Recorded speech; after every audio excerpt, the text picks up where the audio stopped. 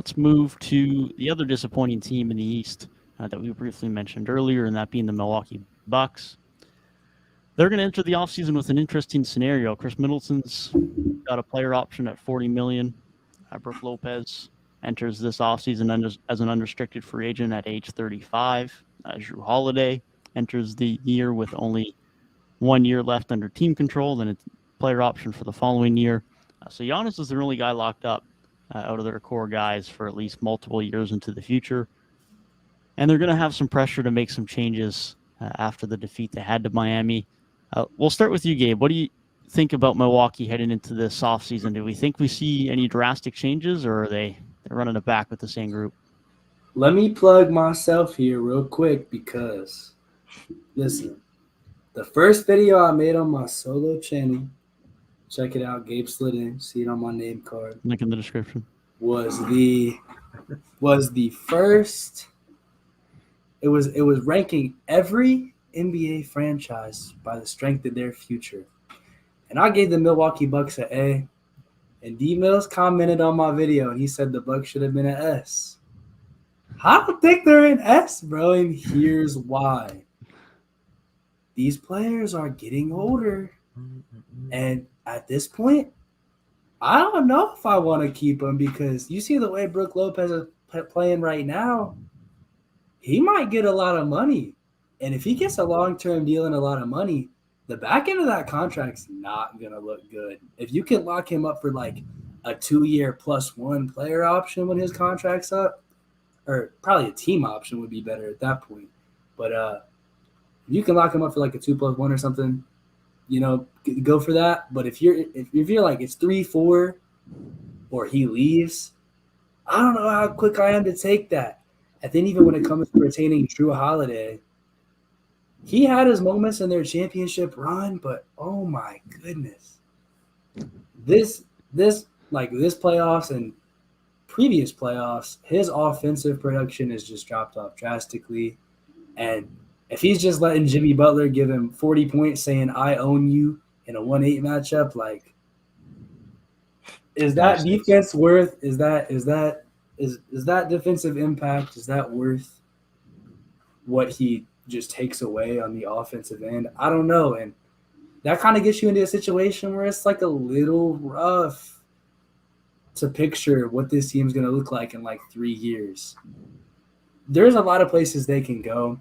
And as far as the immediate future goes, I think next year, if I were to do anything, and like I said earlier, I kind of hate to talk about this now, but I would move in a different direction at head coach. I just think it's time. I think they caught a lot of lucky breaks on the way to the championship. Yes, they won it, and you have to respect the fact that they won it, and every championship is legitimate, but I don't see the circumstances that got them there repeating themselves, and I just don't think they have what it takes in the coaching department to get it done. The lack of adjustments, the lack of just key decisions down the stretch, whether it be drawing up the right play. I mean, we're talking about one side couldn't call a timeout in either situation, and the other one drawed up like the perfect lob pass to Jimmy Butler. If that doesn't show you like the discrepancy, I mean, that's as simple as it gets. Talent-wise, though, I think they should be fine next year. I think there's still enough talent on this roster to where if used correctly, they should be either the favorite or tied with Boston to come out of the conference. And so at that perspective, you're fine.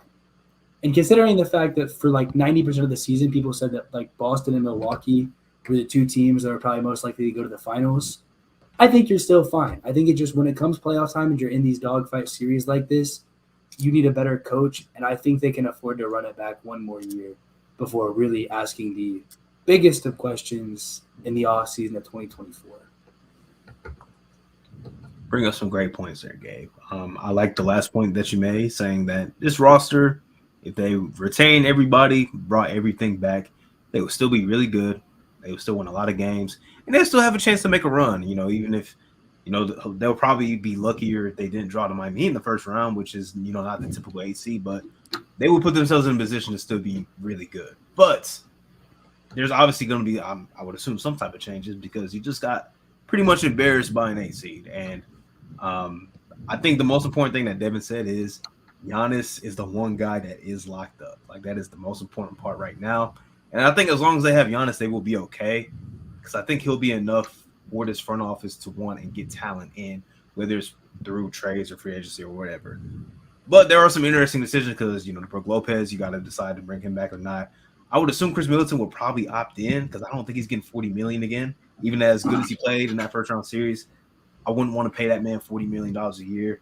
So I would assume he's going to opt in. But if not, that's a decision that you got to make. You know, how long would you want to bring him back for, this or that? And then the Drew Holiday thing's another good point that you brought up, Gabe, because even in their championship run, his moments were like singular, like in the game, like a defensive play here. He was terrible, especially offensively. He was terrible in that championship run. He was okay last year, but his efficiency was down because had to take on a bigger load. That's why I don't really talk about that much. But in this series, he was, again, very bad. And even defensively, the impact wasn't there. So that's another decision you got to make. Gave up a lot of draft capital to get Drew Holiday on the roster. It's tough. I would say the first order of business is to find a new head coach. I just think it's ran its course, man. It just seems very just dried up. There were the same issues last postseason with Bud just not making the right defensive decisions or matchup wise, like giving George Hill minutes and playing Grayson Allen too much, and just bad decisions on that front. And in this playoff, we've seen two fourth quarter collapses in back-to-back games when you're down in the series, and your best player is back. The best player in the league is back on the floor. I just think a new coach kind of has to come in. It just reminds me a little bit of like, even though like they won a championship, but kind of like, you know, Dwayne Casey and the Raptors, like kind of reminds me of that. Like a team, like they're going to win a lot of games every year, but do we trust this coaching staff to get the job done? And do we trust Bud to get the job done? I personally don't. I don't think any of us really trust this, especially after this playoff series. So that would be my first, like, we have to make this change. And then everything else will probably come after that. Yeah, I'd imagine that's the most surefire change to happen that's going to be significant. Obviously, there's going to be a few guys coming in and out around the bench. Jay Crowder is going to be a free agent. Joe Ingles is going to be a free agent. Javon Carter could potentially be a free agent. So there's a few key bench guys that can end up falling their way out, although we could argue Jay Crowder wasn't very key for how he played in the postseason. That trade looked pretty rough for how that materialized, but end point being is there's going to be some changes in Milwaukee, likely some on the bench and likely some playing off of their bench. The question is then, what do they do with Drew Holiday? I think that's the biggest domino. Unless Brook Lopez really gets an absurd offer, I'd imagine he probably resigns. I think the number that's being mentioned is 2 years, $35 million, I think is the extension number that he'd get. So I'd imagine unless someone gives him a bag, which someone might give him, but unless someone gives him a bag, I'd imagine he stays in Milwaukee. But this is a guy who can shoot the three and is a top 3 defensive player of the year candidate this year. So it is possible that someone who has some cap space does send him some money. Luckily for Milwaukee's case, a lot of those teams that have money are teams that already have a good young center, like Houston with Sengun or Detroit with Jalen Duren and James Wiseman. So there isn't as much of a threat as compared to some wing players who those teams might throw money at. So assuming they keep him, the biggest domino is going to be Drew Holiday because, like you said, Tyrik, I'd be very surprised if Chris Middleton's opting out of a $40 million player option. And if he is, it's probably because they're already going to negotiate an extension for him and he'll just opt out and sign an extension. So I'd imagine he's back one way or another. The only option then for the Bucks to get creative for next year's roster is if they decide to move off of Holiday with only 1 year left of team control.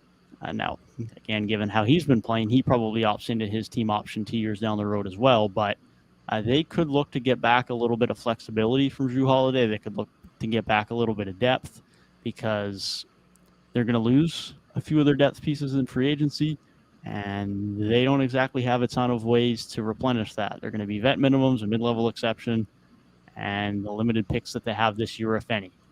Because firsts are gone to the Drew Holiday trade every second year still, and they just gave up 5 second-round picks for Jay Crowder.